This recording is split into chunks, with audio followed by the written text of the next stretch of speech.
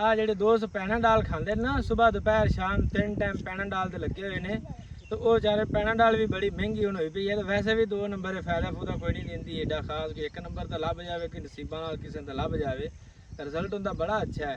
आ दर्दां वास्ते बुखार वास्ते अक्सर घर दे विच ना लोगों ने पत्ता पत्ता रखा होंदा है। तो मेरा भाई तुसीं इंज करना है, तुहानूं बिल्कुल आसान तरीके नाल दसदे पे बूटी दसदे पे पर सारी दे कोलों ना तुसीं गौ दंती लैनी है। कोई 15-20 रुपए की या 50 रुपए की ले लिया जी। एक रेडिंग तुहानूं रोड़ी देणगे उन्हें वो रोड़ी लै के ना तो वो तुसीं आ वेंदे पे जे आ ऊंट गटार है।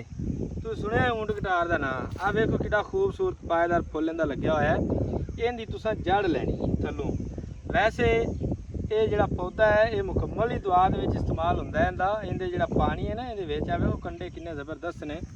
ये जिहड़ा बंदा भी इस पैनाडाल इहदी बनी भी पैनाडाल जिहड़ा बंदा खा लैंदा ना जी, पैनाडाल जिन्नी खुराक खानी है तो जिहड़ा बंदा इस आ जिहड़ा वेंदे पे जे ऊंट गटार इहदी दवाई खाधी भी जिहड़ा बंदा एक बारी खा लैंदा है ना मेरा भाई वो ऐसे तरीके कंडे कढ आंदा जी।